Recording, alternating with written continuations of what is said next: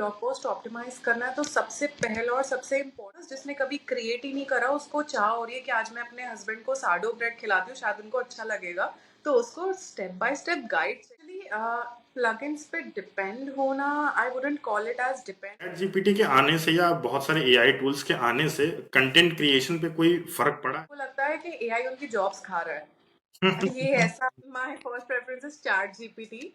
Now people are paying me more to write human content because they know that AI content also exists. So actually,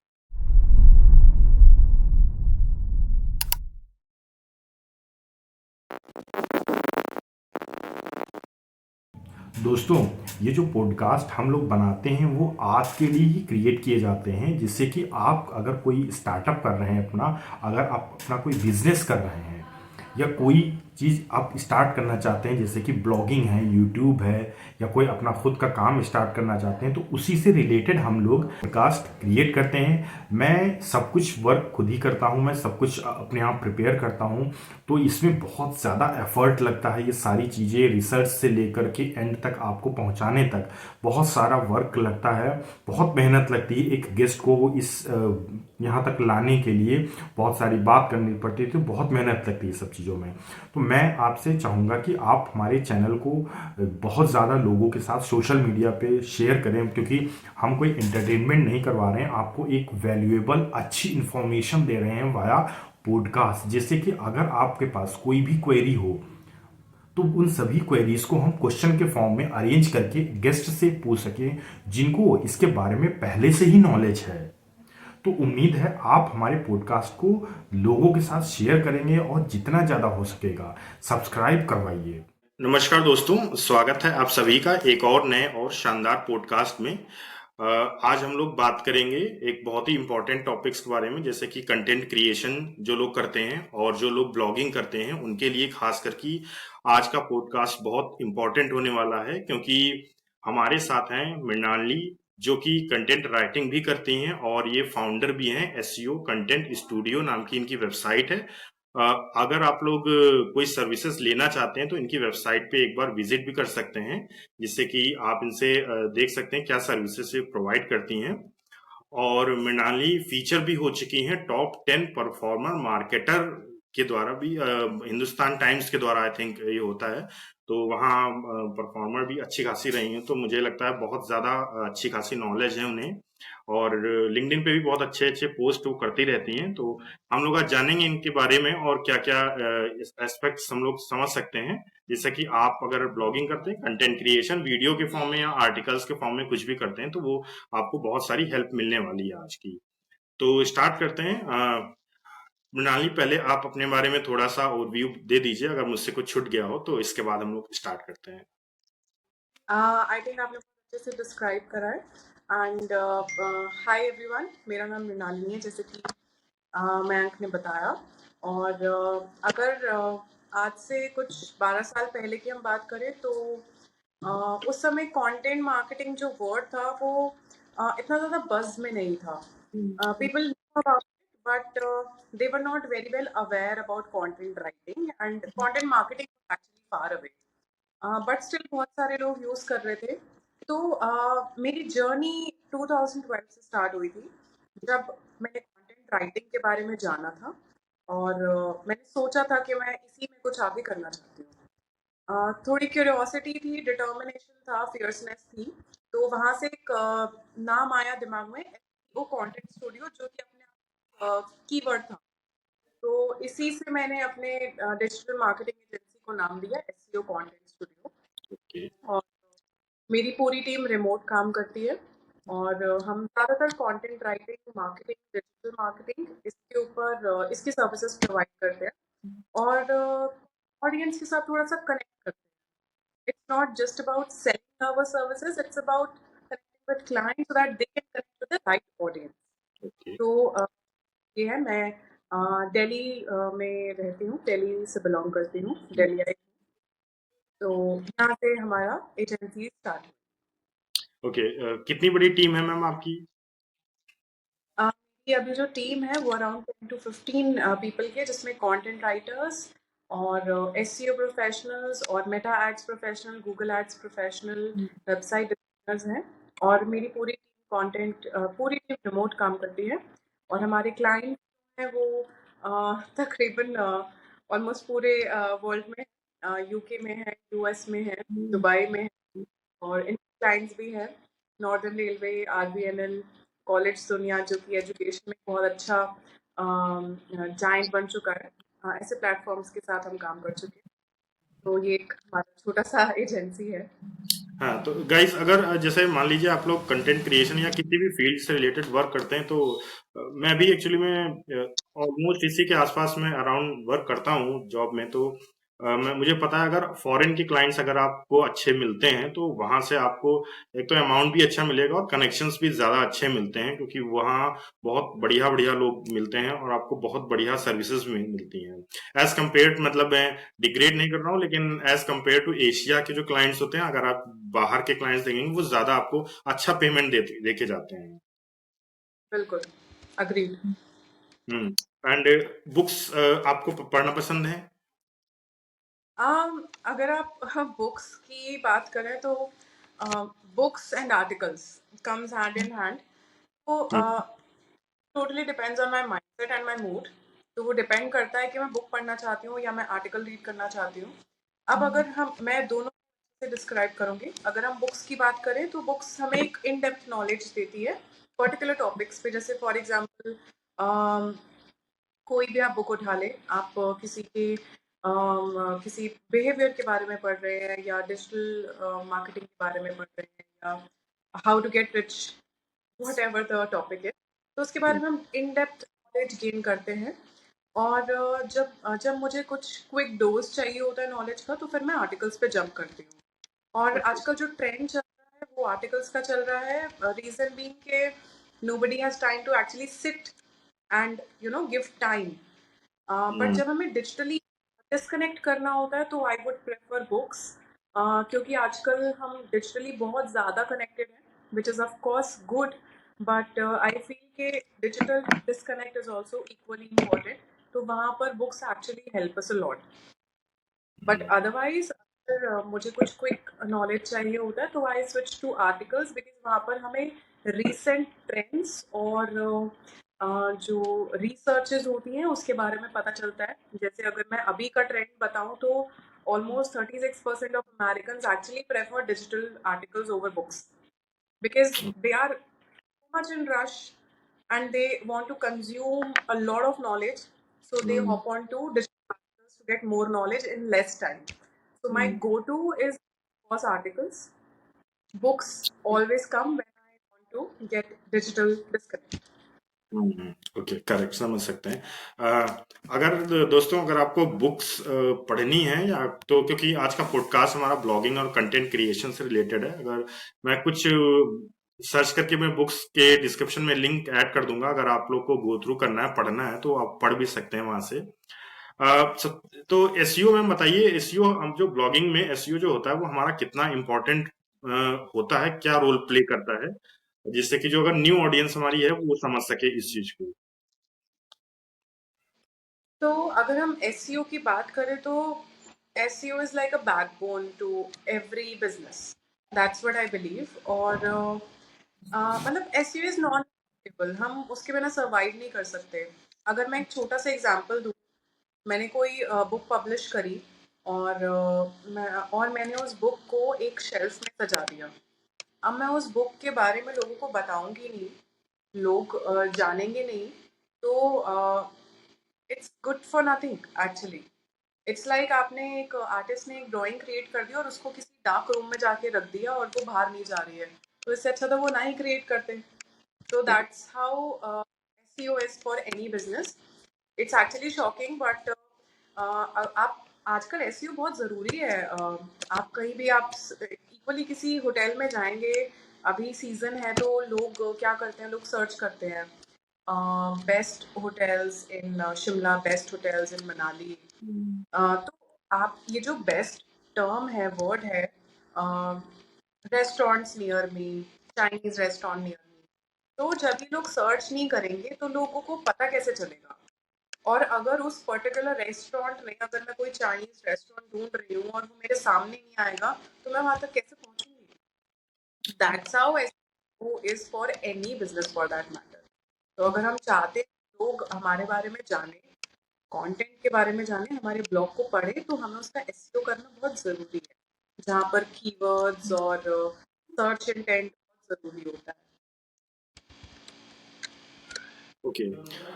कुछ blog post अगर जो भी लिखता है, article जो लिख रहा है, तो जैसे एक तो आई थिंक सर्च इंजन के लिए गूगल सबसे टॉप पे रहता है। इसके बाद जो भी सर्च इंजन आते हैं जैसे बिंग है, डक डक गो है, या बहुत सारे आ जाते हैं। क्या कैसे ऑप्टिमाइज करें एक ब्लॉग पोस्ट को? एक कुछ टिप्स एक बताइएगा कि किस तरीके से एक आर्टिकल को ऑप्टिमाइज करें जिससे कि वो अच्छे से रैंक कर सके। अगर हमें एक ब्लॉग पोस्ट ऑप्टिमाइज करना है तो सबसे पहला और सबसे इम्पोर्टेंट है आपका टाइटल। और टाइटल से आता है आपका मेटा टाइटल और description. Meta title and meta description are the part of SEO. जब हम गूगल पे जाते हैं, हम कोई भी टर्म सर्च करते हैं, फॉर एग्जांपल मुझे सर्च करना है how to bake a sourdough bread, तो अगर मैं ढूंढ रही हूँ तो मुझे स्टेप्स चाहिए होंगे। I need steps to actually how to bake a sourdough bread. Nobody wants to see कि वो कितना फ्लफ होता है या वो दिखता कैसा है। लोगों को जानना है कि वो बनता कैसे है। अब कैसे का मतलब आता है guide. Guide 101 guide may be for the beginners, जिसने कभी क्रिएट ही नहीं करा, उसको चाह हो रही है कि आज मैं अपने हस्बैंड को साडो ब्रेड खिलाती हूँ, शायद उनको अच्छा लगेगा, तो उसको स्टेप बाय स्टेप गाइड चाहिए होगा। वो जाकर ये उसको वो कैसे करना है। तो सबसे पहला होता है जब हम सर्च करें हाउ टू बेक अ सादो ब्रेड, तो गूगल पे आपका एक टाइटल दिखता है जिसको हम मेटा टाइटल, जो ब्लू कलर से लिखा रहता है, वो होता है हमारा मेटा टाइटल। उसके नीचे आता है एक बहुत छोटा सा डिस्क्रिप्शन जो मोस्टली 50 to 60 वर्ड्स का होता है, इससे ज्यादा का नहीं होता है। तो वो बहुत इंपॉर्टेंट होता है सो दैट वो क्यूरियोसिटी जनरेट कर सके, ताकि लोग एक्चुअली उस पर क्लिक करें। तो वो बहुत इम्पोर्टेंट होता है सबसे पहला। उसके बाद जब हम लोग क्लिक करते हैं उसके ऊपर, तो जब वो आर्टिकल पेज खुलता है तो उसका टाइटल बहुत ज़्यादा इंपॉर्टेंट होता है। जैसे for example how to make a sourdough bread in 10 minutes, तो ये लोगों को अट्रैक्ट करेगा। ना कि अगर how to bake a sourdough bread, दो टाइटल्स है, आप कौन सा वाला चूज करना चाहेंगे उस पर डिपेंड करता है। अगर आप देख रहे हैं तो आप कौन सा चूज करेंगे, how to bake a sourdough bread या how to make a sourdough bread in 10 minutes? तो दूसरा वाला जो है वो जल्दी बन जाएगा, है ना। वो बहुत इंपॉर्टेंट होता है। दूसरी चीज कि अगर आपका पेज जो है वो बहुत स्लो लोड हो रहा है तो कोई नहीं देखेगा। आप क्लिक कर रहे हैं लेकिन आपके पेज को लोड होने में तकरीबन 5 या 6 सेकंड भी लग रहे हैं तो वो बाउंस हो जाएगा आपका पेज। तो आपका बाउंस रेट बढ़ेगा वेबसाइट को, वेबसाइट के लिए इट्स नॉट गुड एक्चुअली। तो ये चीज बहुत जरूरी है। Plus the four most third important thing is आपका जो उसमें इमेजेस कितनी है। अब एक वेबसाइट है जिसमें लिखा तो प्रॉपर गाइड है, लेकिन वो स्टेप बाय स्टेप बहुत सारा कंटेंट लिखा हुआ है। और दूसरी वेबसाइट है जहाँ पर हर स्टेप पे आपको दिखाया है कि वो कैसा दिखना चाहिए। तो अगर मैं एक फर्स्ट टाइम बेकर हूँ और मैं साडो ब्रेड बना रही हूँ, तो मुझे अगर पता होगा कि वो हर स्टेप पे कैसा दिखना चाहिए, तो मुझे बहुत ईजी हो जाएगा। तो वो चीज़ बहुत इंपॉर्टेंट होती है। तो ये तीन चीज़ें बहुत इंपॉर्टेंट है, मैं दोबारा से रिपीट कर देती हूँ। First is search intent rules, कि हम एग्जैक्टली क्या लिख रहे हैं, क्या जो लोग सर्च एग्जैक्टली दे पा रहे हैं, वो बहुत। दूसरा, फास्ट लोडिंग, लोडिंग स्पीड थोड़ी फास्ट होनी चाहिए so that page bounce back ना करे। और तीसरा है इंटरैक्टिव एलिमेंट्स, जैसे फोटोज, वो बहुत इंपॉर्टेंट है। तो ये तीन चीज़ें। जो प्लगइन्स होते हैं जैसे कि ये रैंक मैथ है, या आई थिंक एक और कोई होता है जो हाँ, ठीक है। तो ये जैसे ये किस तरीके से हेल्प कर सकते हैं, या मतलब ये तो आई थिंक एक तरीके से सिर्फ एक हम कहें एक सहारा देते हैं केवल कि आप ये चीजें कर लीजिए, या हमें जैसे कुछ लोगों ने पूरा डिपेंडेंट हो जाते हैं सिर्फ प्लगइन्स पे। एक्चुअली plugins पे डिपेंड होना, I wouldn't call it as depend होना, but I would say that they are very helpful. It's like कि वो आपको असिस्ट करते हैं आपके काम में। You can take them, you can call them your assistants. तो I think it's really helpful to have those assistants with you while you're working on the SEO. तो Yoast एक बहुत ही अच्छा plugin है. It's definitely worth the use. अगर आप Yoast install करते हैं अपनी वेबसाइट में तो आपको मेटा टाइटल और डिस्क्रिप्शन में बहुत हेल्प मिल जाती है. वो आपको एक परसेंटेज बता देता है कि whether your article is highly optimised और it's not at all optimised. So it gives you that green and red dots. So it's very helpful. और Google पेज इनसाइट्स भी आप ऐड कर सकते हैं so that आपकी Google के साथ कितनी कनेक्टिविटी है उस पेज की वो भी आपको पता चल जाती है. So okay. these two are Google site kit बोलते हैं उसको, वो कनेक्ट कर सकते हैं. चैट जीपीटी के आने से या बहुत सारे एआई टूल्स के आने से कंटेंट क्रिएशन पे कोई फर्क पड़ा है? बहुत ज़्यादा actually. And I am actually amazed to talk about it because लोगों को लगता है कि एआई उनकी जॉब्स खा रहा है. ये ऐसा लोगों को लगता है बट एक्चुअली ऐसा नहीं है. People are actually doing it really. They are taking in a wrong direction. AI taking your jobs. AI is an assistant. अगर लोग सोचेंगे कि AI हमारी जॉब्स खा रहा है तो फिर it's them who are actually letting their jobs go. But अगर असिस्टेंट मानेंगे तो बहुत हेल्पफुल होगा. AI बहुत अच्छा टूल है. For example I use chat GPT a lot to creating the outlines. अब फॉर एग्जाम्पल मुझे कोई ब्लॉग लिखना है तो I am only the person who is writing it. But if I need for that matter और social media content idea or anything for that matter, whether it's a website even. So I'll ask AI to create the outlines for my website and it will help me understand that what are the facts and the trends that are going on.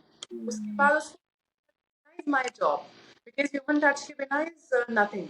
अब मैं कोई भी blog लिख रही हूँ तो मेरा जो फर्स्ट प्रायोरिटी होगा वो ये होगा कि मैं एक ब्लूप्रिंट क्रिएट कर लूँ और उसके बाद मैं उसके अंदर ह्यूमन टच ऐड करूँ so that मेरी ऑडियंस कनेक्ट कर पाए. ना कि सिर्फ एक रोबोटिक कंटेंट देना जिसमें एक्चुअली सिर्फ बुलेट पॉइंट्स के अलावा कुछ ना हो. तो उसमें ह्यूमन टच देने के लिए I am there. That's what my expertise is. अच्छा, तो मैं कुछ दिन पहले ही मैंने वो पढ़ रहा था, एक आर्टिकल पढ़ रहा था गूगल का, यही कंटेंट राइटिंग से रिलेटेड. उसमें गूगल ने ये जैसे बताया था कि आप एआई से पूरा लिखिए कंटेंट या खुद अपना लिखिए. ये हमारे लिए इतना मैटर नहीं करता है. मैटर वो करता है कि आप जो लिख के हमें कंटेंट प्रोवाइड कर रहे हैं उसमें जो क्वालिटी प्रोवाइड कर रहे हैं वो कैसी है. मतलब अगर आप कोई चीज का बारे में बता रहे हैं तो वो चीज बिल्कुल क्वालिटी पर्पस होनी चाहिए, वो चीज सर्व करनी चाहिए. मतलब ये नहीं होना चाहिए कि सिर्फ हमने एआई से उठाया, उधर से कॉपी किया, पेस्ट कर दिया, वो भी चलेगा लेकिन क्वालिटी बहुत ज्यादा मैटर करती है. आपने कुछ ऐसी चीज मतलब एक्सपीरियंस की है कि अगर मान लीजिए सब कुछ कॉपी पेस्ट करके एक आर्टिकल लिख दिया जाए या एक पूरा ब्लॉग ही मतलब पूरा बना दिया जाए केवल एआई से ही, वो वर्क करेगा रैंक में, रैंकिंग करने में, मतलब गूगल पे, या वो डिग्रेड करेगा? 100% नो. बिकॉज अगर आप कॉपी पेस्ट करके आर्टिकल ऐड करोगे वेबसाइट पे तो सबसे पहले आपको गूगल ही पकड़ लेगा. Google in fact Google is promoting Gemini और जेमिनाई प्रमोट करने के बावजूद गूगल आपके 100% एआई आर्टिकल्स इसलिए अप्रूव नहीं करता. उसका सबसे बड़ा रीजन ये है कि Google is actually prioritising human touch. It's actually it's actually prioritising it. तो अगर गूगल प्रमोट कर रहा है एआई को और ह्यूमनाइजेशन को भी प्रमोट कर रहा है तो दैट मीन्स कि he wants you to collaborate with each other, not to out power anyone. तो अगर आप एआई को पावर करना चाह रहे हैं ह्यूमन कंटेंट से तो वो पॉसिबल नहीं है and it will not allow you to do that. आप एआई को यूज करो ह्यूमन कंटेंट क्रिएट करने के लिए. अब फॉर एग्जांपल मैंने बेकरी का एग्जांपल ही लेते हैं. मैंने चैट जीपीटी पे ऐड किया how to bake a sourdough bread. अब उसने मुझे 4 पॉइंट्स बता दिए. पहले आप आटे को लेकर आओ, डो बनाओ, उसके बाद आप उसको पार्ट्स में कट करो, उसमें आप यीस्ट ऐड करो एंड देन आप उसको बेक कर दो. अब उसने मेरे को एक पॉइंटर्स बना दिए 4 पॉइंट्स. अब उसको अगर मुझे ह्यूमनाइज करना है तो मैं उसको ये लिखूंगी, आप फर्स्ट पॉइंट में आप ये वाला आटा ले सकते हैं जिससे आपका इतना फ्लफीनेस आएगा. ओके। नेक्स्ट पॉइंट ये ऐड करूंगी कि आप इसको इतना ईस्ट डालिए अगर आपको इतनी पर्टिकुलरली फ्लफीनेस चाहिए, और आप इसको इतने टाइम के लिए प्रिजर्व करके रखिए, इतने टाइम के लिए रेस्ट दीजिए, तो वो जो डिटेलिंग है वो तो मैं ही ऐड करूंगी। हम्म, एआई को सब पता है कि आप खुद से लिख रहे हैं या आप उसी से लिखवा रहे हैं, because it's self writing it. Hmm, So that's the game changer actually. So AI will actually get to know that whether you are writing it or he has written it himself. Okay. So it एक works.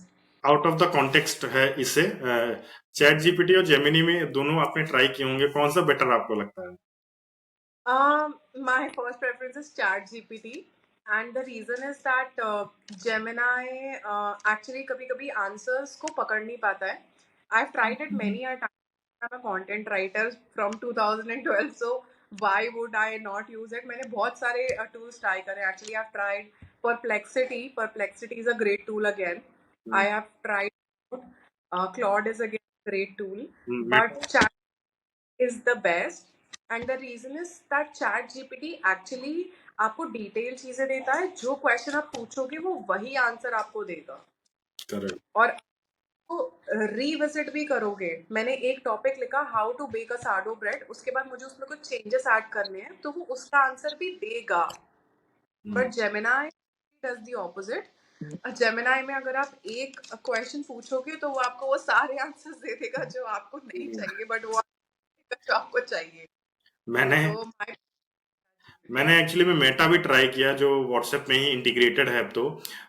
उसमें भी मैंने देखा है कि answers जो हैं, जैसे मैं इमेजेस कभी कभी मुझे नीडेड होती हैं कि ज्यादा क्लिकेबल इमेजेस की नीडेड होती है कभी कभी, तो मैं क्रिएट करवाता हूँ। अगर चैट जीपीटी को मैं प्रॉम्प्ट देता हूँ तो वो बहुत ही एग्जैक्ट चीज और बिल्कुल डिटेलिंग के साथ प्रोवाइड करता है। वहीं पे मेटा आपको फ्री अनलिमिटेड देता है इमेजेस, लेकिन वो इतनी डिटेलिंग नहीं करेगा। और अगर आप दोबारा उसी चीज को प्रॉम्प्ट देके मांगोगे कि आप इसको थोड़ा सही करके दो, तो वो फिर से स्टार्टिंग से स्टार्ट कर देता है। तो वो मुझे लगता है डिटेलिंग अभी भी चैट जीपीटी की इतनी कोई मैच कर नहीं पाया है। एग्जैक्टली हम उससे फोटोज नहीं जनरेट कर सकते एक्चुअली में। हम्म। हाउएवर आप कनेक्ट कर सकते हो, और बहुत सारे टूल्स है जो आप कनेक्ट कर सकते हो चैट जीपीटी से। करेक्ट। बट इमेजेस जनरेशन में अभी इतना परफेक्शन नहीं आया है चैट जीपीटी में, but for content be it written blog और सोशल मीडिया का कंटेंट और any other anything, from anything to everything, chat GPT is my go to. क्योंकि एक्चुअली में मैं कल ही एक मैं बहुत ही जल्द एक वीडियो लाऊंगा। इन्होंने क्या, चैट जीपीटी ने बहुत सारे एआई जो वेबसाइट्स हैं बढ़िया बढ़िया, उन्होंने इंटीग्रेट कर रखा है।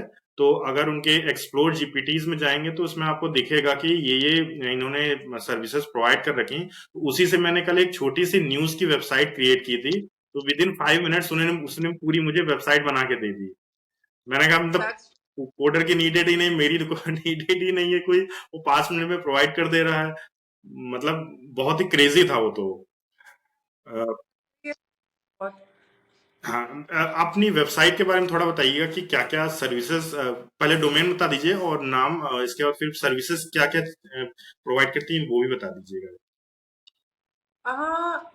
If I talk about my website, तो मेरी वेबसाइट का जो डोमेन है उसका नाम है seocontentstudio.com, और उस पे हमने सारी डिजिटल मार्केटिंग की सर्विसेज के बारे में डिस्क्राइब करा है, ब्लॉग्स भी हैं कुछ कुछ। और उसमें हमने फॉर एग्जांपल जो सारी डिजिटल मार्केटिंग की वेबसाइट्स सर्विसेज होती है, graphic designing from website designing to content writing, everything it's mentioned over there, and it's basically a full-fledged digital marketing agency website जो कि you are looking for. So if you, whether you want to start your blogging website or you want to start your e-commerce platform, so it's everything it's there. Okay. कोई platforms या tools recommend करेंगी जो भी blogging कर रहे हैं, content creation कर रहे हैं? माय फॉर एग्जांपल अगर आप कंटेंट राइटिंग में पूछ रहे तो सबसे पहला जो tool I recommend is chat GPT. और आई ऑल्सो यूज, मेरे पास बहुत सारे टूल्स हैं जो मैं एक्चुअली यूज करती हूँ। मैं सबसे पहले एक चीज ये ऐड करना चाहती हूँ कि बहुत सारे लोग ऐसे हैं जो कि स्टार्ट कर रहे हैं और वो सोचते हैं कि यार मेरे पास इसका पेड वर्जन नहीं है तो I can not use it, but it's actually not true. I have been using tools like Canva and Grammarly for a very, very long time, and I've never invested in a paid tool. Never, ever, till date. Never.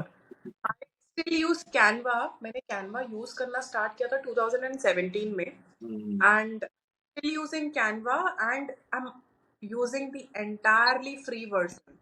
Entirely free. It actually depends how you use it.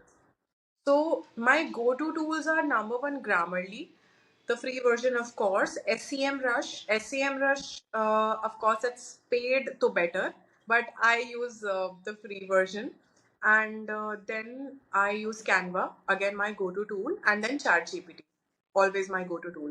And then there is another platform that I use is Answer the Public. So okay. Answer the Public, you get all the trends like what people are actually talking about. तो उस पे हमें trends का आता है कि अभी what's trending, and then there is Google trends as well, again for the trends, because आज की डेट में if we are not creating and we are not following the trend we are lagging behind. Hmm, so these are. Okay. YouTube में consistency बहुत needed होती है. I think blogging में भी needed होती है, क्योंकि बिना उसके आई थिंक आप एक दिन मान लीजिए कोई आर्टिकल लिख रहे हैं एंड इसके बाद बहुत लंबा गैप कर दे रहे हैं, फिर इसके बाद कुछ दिन बाद मन कर रहा है लिख दे रहे हैं. तो इसके बारे में बताइए कि कंसिस्टेंसी कितना रोल प्ले करती है. If I talk about consistency, consistency is like water to your business or anything that you're doing for that matter. अगर आप कंसिस्टेंट नहीं हो, फॉर एग्जाम्पल हम बहुत ही बेसिक बात करते हैं, अगर आप एक दिन खाना ना खाओ तो हाउ वुड इट फील. तो इट्स लाइक दैट. तो अगर आप इसको वाटर करना चाहते हैं and you are not being consistent, तो you are not actually going anywhere. मैंने सोचा मैं एक्सरसाइज करूंगी हर रोज और मैं आज कर रही हूँ और मैं कल भूल जा रही हूँ, तो और मैं उसके बाद नहीं कर रही हूँ, तो then what's the use of following. So that's what consistency is. So if I am writing a blog, so for example मैं अपना ही एग्जांपल लेती हूँ. मैंने लिंक्डइन पे पोस्ट करना स्टार्ट किया था. जब मैंने स्टार्ट करा था पोस्ट करना अकाउंट, तो मेरे तकरीबन 3 से 4 महीने में I got like 5,000 followers, but I wasn't posting anything. So then after years I started posting, and I started posting every day. मैंने एक गोल बना लिया कि मुझे हर दिन पोस्ट करना ही करना है. So then came the growth. Actually, people started to engaging on my post, and I'll tell you something. LinkedIn is faster than any other platform. Instagram, YouTube, or any other platform, LinkedIn is faster. क्योंकि actually very very active there. Instagram पे people are active. There are millions of people on Instagram, but वो reach नहीं आती है इतनी जल्दी जितनी जल्दी LinkedIn पे आती है. So if you actually want to start as a professional, I think LinkedIn is a great tool, but with consistency. उसके बिना there is nothing. ठीक है. अगर ब्लॉगिंग की बात करें तो हम लोग हर साल मतलब ये चीज सुनते हैं कि ब्लॉगिंग डेड हो गई है, कंसिस्टेंट जो कंटेंट राइटिंग हमारी है वो डेड हो गई है, अब हमें कुछ और चीज पे मूव करना चाहिए. मतलब ये हर साल मैं जब से मैं मुझे 4-5 साल से लगभग मैं थोड़ा सा वर्क कर रहा हूँ इस चीज पे, तो ये मैं हर बार सुनता आ रहा हूँ. आपका क्या टेक है इसके बारे में, इसका क्या और क्या फ्यूचर हो सकता है इसका? Blogging is not dead 100%, but actually, I'm very thankful to AI because now people are paying me more to write human content because they know that AI content also exists. So, actually, because I've पास जो clients आते हैं, Indian clients, US में actually there is nothing like human content. They are actually using content. However, there are agencies who are prioritizing human content. But इतने clients मेरे पास जो आ रहे हैं, if they are paying me 2x for human content. So now you tell me if blogging is dead. I think that isn't dead anymore. It's actually growing and it's evolving rather. क्योंकि जो human कर सकता है वो AI content नहीं कर सकता, वो नहीं कर पाएगा because people have to understand that AI is their assistant and not their competition. Correct correct.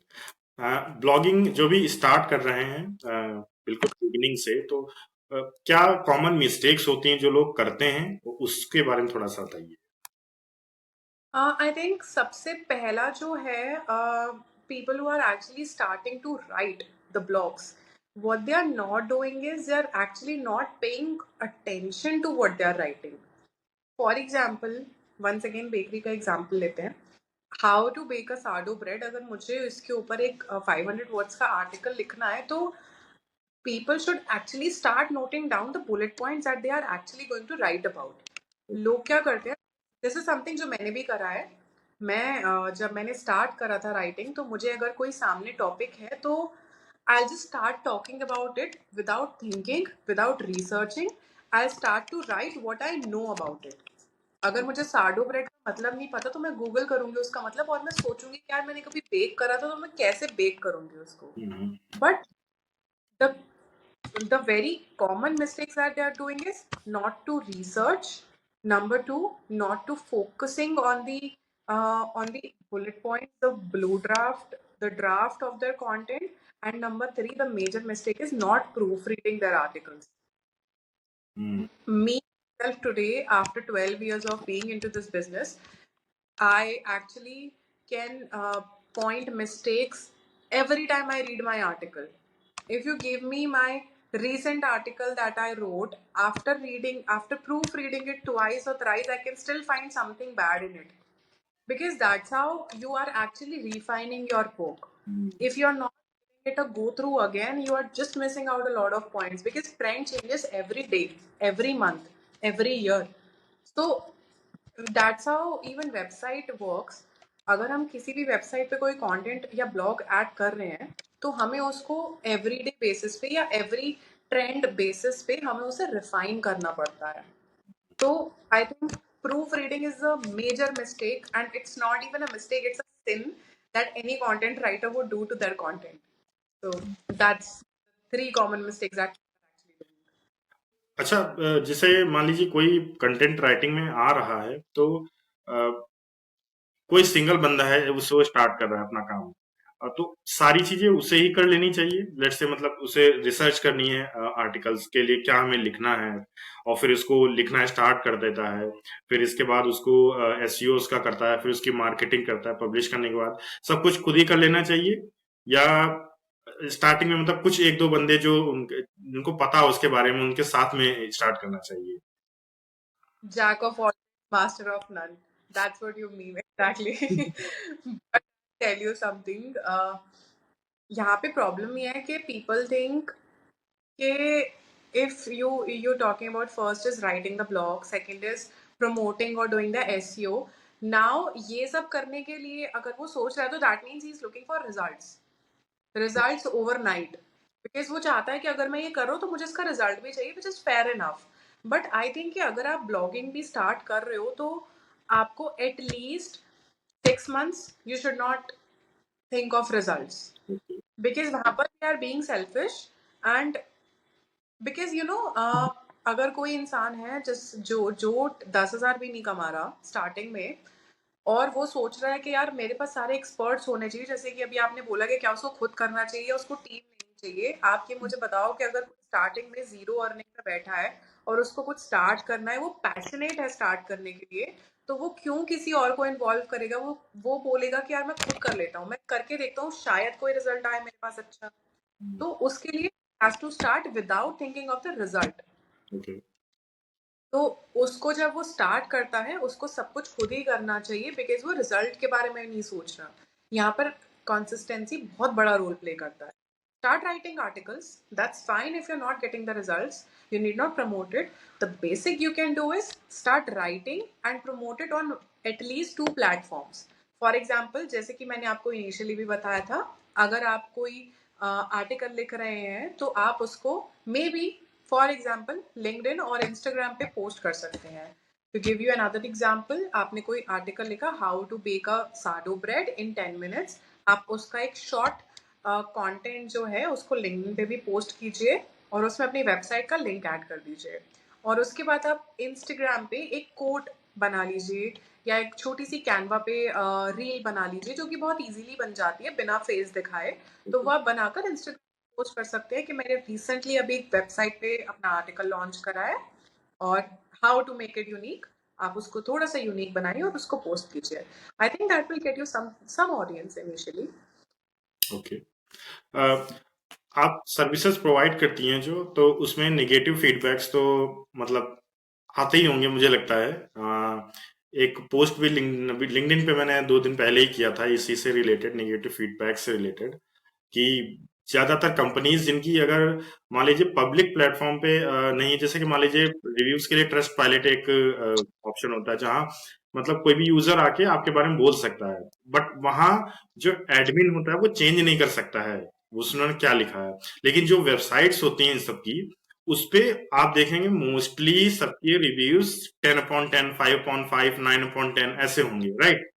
इसी के बारे में मैंने लिखा था। तो निगेटिव फीडबैक जो होते हैं क्या रोल प्ले करते हैं, और अगर आपको जैसे मान लीजिए आते हैं तो उससे कैसे डील करती हैं आप?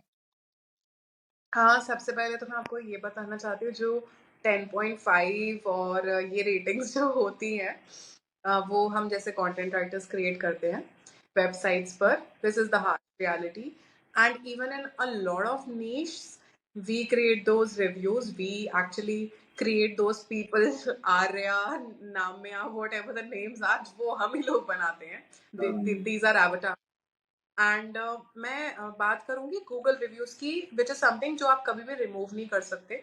इसका बहुत छोटा सा एग्जांपल मैं आपको देती हूँ। My husband has a restaurant and वहाँ पर नेगेटिव रिव्यूज आते हैं गूगल पर। मैं आपको बताती हूँ किस तरीके के रिव्यूज आते हैं। लोग बोलते हैं सर आप फोन नहीं उठा रहे, हम कभी रेकमेंड नहीं करेंगे आपके पास आना, बिल्कुल बिल्कुल रेकमेंड नहीं करेंगे, बिल्कुल भी मत जाइए, लोग फोन नहीं उठाते। दूसरा रिव्यू, दूसरे रिव्यू में ये बोलते हैं कि हमेशा भीड़ लगी रहती है, जगह ही नहीं होती है, हमें नहीं जाना, आप भी मत जाइए, और 1 स्टार देकर चले जाते हैं। अब आप मुझे ये बताइए कि क्या ये फीडबैक है या ये अच्छा फीडबैक है? ठीक है, समझ गया। तो अगर हम इस तरीके से सोचे तो negative feedbacks are actually adding to your good hmm, reputation. Hmm, तो ये ऐसे रिव्यूज भी आते हैं बिकॉज अगर आप अपनी सर्विसेज को लेकर कॉन्फिडेंट हैं और आपको पता है कि आप कुछ गलत है, आपका intent गलत है, तो you honesty is the best best policy, that's what I believe in. And इसी को ध्यान में रख जितने भी बिजनेसेस में मैं इन्वॉल्व हूँ तो हम उसी में ही प्रॉपरली करते हैं कि ऑनेस्टी अगर हम रखते हैं, हम सर्विसेज अच्छी प्रोवाइड कर रहे हैं, तो I think negative feedback is hmm. Nothing you can deal, Google can not, you can. Reviews मुझे लगता है आई थिंक मतलब परचेज या कुछ भी के लिए, क्योंकि मैं अभी 3 घंटे पहले मेरे व्हाट्सएप पे एक मैसेज आया था, अभी भी मैंने उसको सीन नहीं किया, मैंने सिर्फ रीड किया था ऊपर से। और उसमें लिखा हुआ था कि आप डेली के आप 400-500 अर्न कर सकते हैं। आपको एक लिंक दिया जाएगा गूगल का, आप मेरे बस रिव्यू करते चले जाइए जो जो आपको लिंक्स प्रोवाइडेड होंगे। ये वाकई में लेजिमिट होता है, कंपनी की तरफ से प्रोवाइड किया जाता है? सो मैं बताती हूँ कि कैसे वर्कआउट करता है। ये हर इंडस्ट्री में वर्क करता है, not just Google feedbacks, Google reviews, but actually Instagram में भी वर्कआउट करता है। मेरे एक दुबई के एंड उन्होंने सोशल मीडिया के सर्विसेज लिए हमसे हम्म, एंड उन्होंने बोला कि आपके थ्रू हमें ना फॉलोअर्स नहीं बढ़ रहे हैं। बिकॉज आजकल जो सिनेरियो है, आजकल जिस स्पेस में हम रहते हैं, लोगों का मानना यही है कि इंस्टाग्राम ग्रोथ का मतलब है फॉलोअर्स बढ़ना, कमेंट बढ़ना, हम्म, लाइक्स बढ़ना, जो कि खरीदे जा सकते हैं, ट्रस्ट में। आजकल जो नया ट्रेंड आया है वो क्या है? फॉर एग्जाम्पल गूगल रिव्यूज में भी, फॉर दैट मैटर, अब उन्होंने हमें मना करके किसी दूसरे कंपनीज के साथ ज्वाइन करा। अब उस कंपनी ने क्या किया, जैसे ही उस कंपनी ने ज्वाइन करा, उनके जो फीडबैक्स थे वो स्काई रॉकेट हो गए, जो इंस्टाग्राम कमेंट्स थे वो स्काई रॉकेट हो गए। तो जब मैंने अपनी टीम से डिस्कस किया कि यार व्हाट इज गोइंग ऑन, हम क्यों नहीं कर पाए ये चीज़, वो कैसे कर पा रहे हैं, तो उन्होंने बोला कि मैम मैं आपके लिए भी कर सकता हूँ, आप टेलीग्राम पे ज्वाइन कर लीजिए, वहां पर बहुत सारे जो आपके लिए फीडबैक्स करेंगे, वो क्रॉस पोस्टिंग होती है actually, cross feedbacks, cross comments होता है। आप उन लोगों के कमेंट्स पे कमेंट कीजिए, सिमिलरली वो लोग भी आपके पेज पे कमेंट करेंगे। ह्यूमंस होते हैं, they are not bots, they are human content, human feedbacks. But I think it's not relevant, because उस दिन मैं एक पोस्ट देख रही थी, उसमें एग्जाम्स के ऊपर कोई पोस्ट था, उस कंपनी ने एग्जाम पर, एग्जाम आने वाले हैं बोर्ड्स के, तो उस पर कोई पोस्ट करा हुआ था, और नीचे जो कमेंट्स आ रहे थे उसमें लिखा हुआ था it's superb, I can not imagine something like this, ऐसे कमेंट्स आ रहे थे। तो अब आप मुझे बताइए कि रेलिवेंट और नॉट। बहुत बहुत सारे रिव्यूज थे, बहुत सारे कमेंट्स थे, आई मीन होंगे कुछ 50-60 कमेंट, जहां पर उनके 2 कमेंट्स भी नहीं आ रहे थे। It's superb, it's. अब आप बताइए कि वहां पर एग्जाम का स्ट्रेस हो रहा है बच्चों को, और नीचे लिखा जा रहा है इट्स सुपर्ब। गूगल के भी रिव्यूज ऐसे ही आते हैं, आप दूसरों के पेजेस पे फीडबैक्स दीजिए और लोग आपके पेजेस पे फीडबैक देंगे, तो it's cross comment. So that's the new trend that is going on. जैसे यूट्यूब में, फेसबुक पे आप पेज देखेंगे, यूट्यूब के पेजेस बने होते हैं, subscribe for subscribe, follow for follow. Follow for follow. हाँ। अच्छा, अब जो ब्लॉगर्स और कंटेंट राइटर्स हैं, जैसे मान लीजिए इनिशियली वो स्टार्ट कर रहे हैं, तो उनके पास लार्ज ऑडियंस तो नहीं अवेलेबल होती है, तो मान लीजिए उन्हें प्रमोट करना है, तो वो क्या स्टार्टिंग में ही जैसे अपने लिंक्स डायरेक्टली वहां से उठा करके सोशल मीडिया पे पोस्ट करना स्टार्ट कर दें, या कुछ टाइम या कितना टाइम वेट करना चाहिए उन्हें अपनी एक्चुअली में प्रमोट करने के लिए? So as you are doing it, you should start promoting it. And if you're not going out to promote yourself, why are you actually doing it? So I believe कि starting अगर कोई blog लिखना start कर रहा है, तो उसको actually अपने आप को प्रमोट करना स्टार्ट करना चाहिए फ्रॉम द डे वन। मैंने आज कोई ब्लॉग लिखा, मैंने आज कोई कंटेंट लिखा, और उसके बाद मेरा जो फर्स्ट टास्क रहेगा, either I create a code regarding it on LinkedIn and add my link there, और I create a small clip on Instagram. For example मैंने लिखा how to bake a sourdough bread, और उसके लिए मैंने एक reel create करी, जिसमें मैं लिख रही हूँ कि जिसमें मैंने एक इंस्टाग्राम की रील क्रिएट में मैंने ऐसा कुछ ऐड कर दिया। मैंने डो का थोड़ा सा एक रील दिखा दी, शॉर्ट क्लिप दिखा दी, उसमें मैंने टाइटल डाल दिया, और मैंने कुछ फैक्ट के साडो ब्रेड के क्या क्या बेनिफिट्स होते हैं, या आप कहाँ कहाँ यूज कर सकते हैं। तो इस तरीके का अगर मैंने कुछ ऐड करके एक रील प्रमोट कर दिया, और उसमें मैं अपना लिंक ऐड कर दूंगी नीचे, तो I think 4 to 6 months is a fair amount of months that we can say that people will start getting results. Twitter पे अगर जैसे कोई लिंक्स प्रमोट करता है, तो वो क्या वर्क करता है? मतलब डायरेक्ट लिंक प्रमोट डालना चाहिए क्या ट्विटर पे? हाँ, बिकॉज मैं भी जब अपने लिंक्डइन के पोस्ट ऐड करती हूँ, तो I add my links there as well. तो वहाँ पर फॉर एग्जाम्पल मैंने लिंक्डइन का कोई पोस्ट ऐड करना चाहती हूँ, तो उसका लिंक कॉपी करके हम डायरेक्टली ट्विटर पे ऐड कर सकते हैं। तो आई थिंक इट्स फेयर, कर सकते हैं ऐसे, it's not band. Okay, okay. Email marketing क्या रोल प्ले करता है कंटेंट राइटिंग में? Marketing plays a really great role, and you should actually ask that whether email marketing is dead, but it is not, because actually once again it's evolving, and email marketing is something जो मैंने start करा था 2015 में, and it actually got me clients from across the globe. And even today I use email marketing to fetch clients, to fetch new clients, and people actually reach out to me for ghost blogging, etc. So if they're reaching out, I'm seeing their mails, that means it's working. मैं उनका response दूँ या ना दूँ, it's a different scenario. Okay. मैंने कुछ दिन पहले एक पॉडकास्ट किया था पर्सनल ब्रांडिंग से रिलेटेड। आपका इस पे क्या टेक है? पर्सनल ब्रांडिंग कितनी इंपॉर्टेंट है, खास करके जैसे अगर कोई कंटेंट क्रिएशन कर रहा है, यूट्यूब चला है, या खुद का अपना बिजनेस कर रहा है, तो कितना इंपॉर्टेंट है? Personal branding is selling yourself, which is crucial.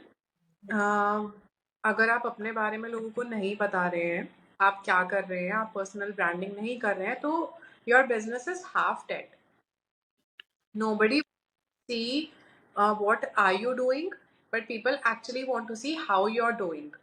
अब if there is a restaurant who's selling food which is जैसे आजकल मैं रील्स बहुत ज्यादा हम लोग देखते हैं, तो वहां पर एक रील चल रही है एनालॉग पनीर एंड फ्रेश मलाई paneer. I am seeing that reel a lot end of course आपने भी देखी होगी.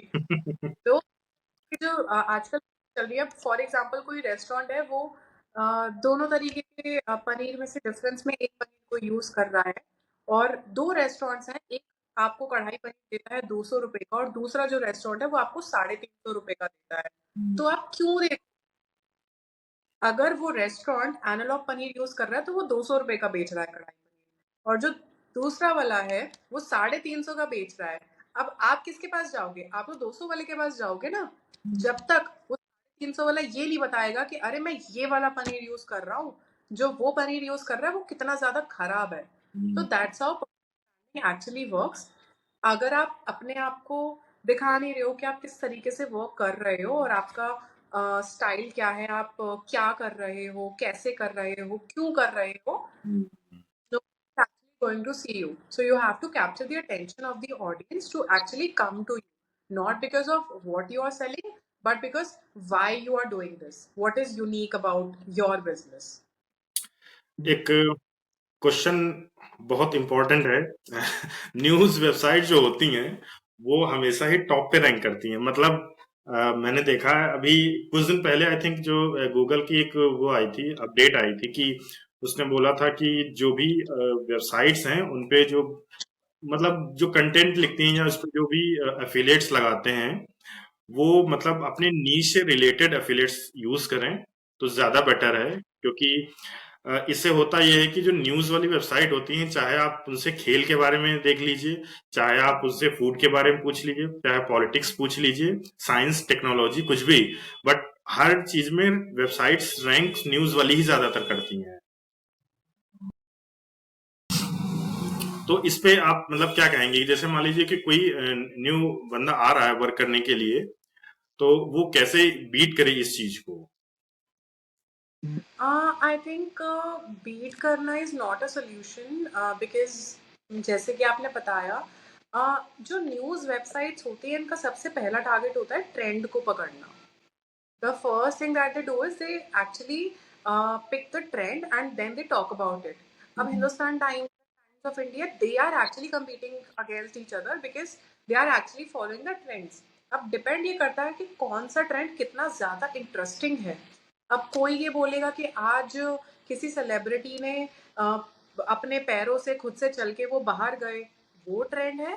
या वो ट्रेंड है कि किसी सेलिब्रिटी ने आज काउ फीडिंग करा.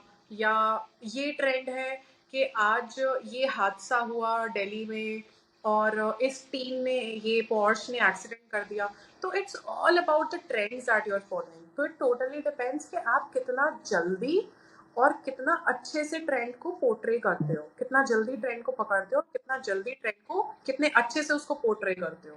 तो ये बहुत ज़्यादा इम्पोर्टेंट है. और बाकी अगर हम एल्गोरिदम की बात करें, तो I think fresh content is the key. Content will always be the king. And then talking about the algorithm, I think backlinking is the way to go. Because backlinking के बिना आप नहीं कर सकते. डोमेन अथॉरिटी आपका high होना चाहिए. तो ये कुछ चीज़ें हैं जो कि बहुत इंपॉर्टेंट है अगर हमें एक्चुअली न्यूज़ वेबसाइट में इनिशिएट या बिगिन करना है. अरे मान लीजिए कोई न्यूज वेबसाइट ही अगर ओपन करना चाहता है, तो उसमें भी कोई लीगल स्ट्रक्चर्स होते हैं क्या? मतलब या नॉर्मली वो कोई भी जैसे आर्टिकल्स लिखे जाते हैं वैसे ही स्टार्ट कर सकता है?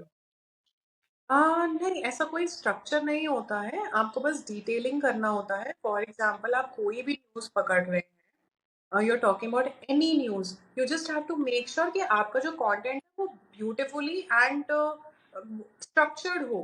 अगर आप किसी भी topic, you are talking about how to bake a sourdough bread and you're talking about just a paragraph. You're talking about first do this, then do that, then that, it will happen, ऐसा हो जाएगा. So then I think it's not going to work. But अगर आपका structured content है, आपने एक title लिखा, उसके नीचे आपने सब हेडिंग्स डाले, उसके बाद आपने बुलेट पॉइंट्स डाले. So I think that visual appearance of any content is really important. तो readability is really important to make sure that your content actually ranks. And then again, it's SEO that will work out for you. कोई भी website आप देख लीजिए, जैसे Lallan top एक website है, I read it, it's a very famous website. वो क्यों रैंक कर रही है? क्योंकि वो न्यूज़ को उस तरीके से पोर्ट्रे नहीं कर रही जिस तरीके से बाकी के वेबसाइट्स कर रहे हैं. वो एक अलग तरीके से, उनका एक यूनिक तरीका है, एक they are using a very unique way to actually promote the content. So that's why they are ranking. Plus कोई भी वेबसाइट रातों रात पॉपुलर नहीं होती है. It takes a lot of hard work and a lot of research and a lot of trends. We have so many examples. Carry Minati रातों रात अमीर नहीं हुआ है. उसने बहुत सारी यूट्यूब के चैनल्स अपने डाउनफॉल पे देखे हैं and then he has come where he is today. So that's how exactly is. Lallantop के मैं बोल रहा था कि वीडियोस में भी बहुत सारे देखता हूँ, क्योंकि मुझे पता नहीं क्यों कुछ ऐसा लगता है कि बाकी न्यूज से और ललन टॉप के जो वीडियोस होते हैं वो ऑथेंटिसिटी कुछ ज्यादा मतलब लगती है. पता नहीं वो ऐसा क्यों है, बट कुछ भी अगर देखना हो तो मैं सबसे प्रेफर उन्हीं का करता हूँ, क्योंकि सौरभ, आई थिंक उनके फाउंडर हैं, सौरभ I think नाम है. वो वीडियोस उनके मैं शायद तब से देख रहा हूँ, जब मैं ग्रेजुएशन कर रहा था तब से इन्होंने स्टार्ट, वो माइक लेकर जाते थे और पब्लिक में जाते थे, न्यूज कवर करते थे. तब से वो लोग स्टार्ट कर रहे हैं 2013 और 14 से ऑलमोस्ट लोग वर्क कर रहे हैं. तो हाँ, रातों रात वर्क नहीं होता, लेकिन टाइम लगता है, जैसे कि हम लोग कंसिस्टेंसी के बारे में बात की थी. जस्ट लास्ट क्वेश्चन, ये मैं क्वेश्चन सारे गेस्ट से पूछता हूँ. हमारा इंडियन एजुकेशन सिस्टम मुझे अच्छा नहीं लगता है, क्योंकि उसमें बहुत सारे दिक्कतें हैं. आपका इसमें क्या टेक है? Indian education system is, I think, I mean, recently I was reading an article जिसमें इंडियन एजुकेशन सिस्टम के बारे में ही बात हो रही थी. It was compared to another culture. I wouldn't take names here of any country because that might be controversial. So, because we are in India and हम सोचते हैं, जैसे फॉर एग्जाम्पल मैं एक बहुत छोटा सा एग्जाम्पल देती हूँ. आज की डेट में 12th क्लास के बच्चे को ये नहीं पता कि मुझे आगे क्या करना है. It's happening today. And even it happened to me too. I wasn't sure. क्या होता है कि जब बच्चा 12th क्लास में जाता है और एक्चुअली सर पे आ जाती है कि नहीं अब तो कुछ करना ही करना है, तो माँ बाप क्या बोलते हैं? सबसे ज्यादा नंबर किस में आए हैं? इंग्लिश में आए हैं, ऑनर्स कर लो. क्योंकि मेरे साथ भी ऐसा ही हुआ था. और जो मुझे, फ्रेंड्स में आपके जो कर रहे हो वो चीज पकड़ा दो. हाँ एग्जैक्टली. मेरे साथ 2 बार ऐसा हुआ. मैंने जब 12th क्लास में, I was in 12th class, तो मुझे नहीं पता था कि मुझे क्या करना है. मुझसे पूछा गया आपका इंटरेस्ट किस में है. मैंने कहा मुझे मैथ्स तो नहीं करना, मुझे इकोनॉमिक्स भी नहीं करना क्योंकि इकोनॉमिक्स में भी मैथ्स है. मैंने मुझे पॉल साइंस नहीं करना, वो बहुत बोरिंग है. आर्ट मुझे करना नहीं है क्योंकि मुझे पता नहीं कि कैसे ड्राइंग वगैरह होती है. मैंने कहा मुझे नहीं पता मुझे क्या करना है. So they took me to one of our mentors and she guided me through. She actually guided me enough to help me. However, I still landed in English because मेरे marks ज़्यादा थे इसलिए, because कहीं ना कहीं मेरा interest था वहाँ पर. And when I actually got into my college, I was in Amity University, the famous Amity University in Noida. तो वहाँ से when I started my learning there, I studied literature. So I came to know about linguistics, which actually interested me. It actually fascinated me a lot. वहाँ से मुझे मेरा interest समझ में आया. तो आप ये सोचो कि 2012 में मैंने अपना कॉलेज स्टार्ट करा एंड 2014 में जाके मैंने ये डिस्कवर किया कि मुझे करना क्या है. हाउएवर मुझे मिला था वो, my parents didn't want me to go outside, but I actually came to know about my interest. तो अगर बच्चों का नरिशमेंट 5th या 6th स्टैंडर्ड से हो कि उनको इस बात के लिए करियर काउंसिल किया जाए कि उनको करना, so I think our Indian education system will be much more effective than any other system, which is actually as compared to our recent Indian education system. आजकल बच्चे स्कूल में क्या करने जाते हैं हम सबको पता है. स्टडी तो नहीं है. There are people who actually go to the school to study. बाकी तो we all know what's going on in the Indian education system. So okay, so just last one rapid fire, आपको one word में answer दीजिएगा. Business और job? हाँ, business. Okay. Family और money? Family. Money और health? Health. Smart work और hard work? Of okay. Car और bike? Course car. Bikes भी चलाती हैं girls? No, I'm actually very scared of bikes and two-wheelers, so I would prefer. Indian food, Chinese food? Indian. Okay. Okay, so that's all for today guys. हम लोग ने बहुत सारी बातें की हैं इस पॉडकास्ट में। जो भी ब्लॉगिंग और कंटेंट क्रिएशन में आना चाहते हैं या कुछ करना चाहते हैं इससे रिलेटेड, तो आप ये पॉडकास्ट देखें। और जो भी सर्विसेज अगर लेनी है कोई, तो आप मृणाली के वेबसाइट पे जा सकते हैं और वहां से उनसे कांटेक्ट कर सकते हैं। लिंक्डइन पे भी कनेक्ट कर सकते हैं। मैं सारे लिंक्स डिस्क्रिप्शन में ऐड कर दूंगा। तो उम्मीद है आपको आज का पॉडकास्ट अच्छा लगा होगा और नए पॉडकास्ट के साथ हम जल्दी आते रहेंगे। मृणाली, आपको कैसा लगा? मुझे बहुत अच्छा लगा इस पॉडकास्ट पे आकर, and I am very happy to tell people about content writing, which is actually evolving these days. एंड by God's grace, अगर हम we are able to generate good audience on this podcast, we will definitely try to come up with another round of this podcast if possible. So yeah, I am very happy, and I'm thanks to all thanks to you that you are actually giving people the information that they actually need.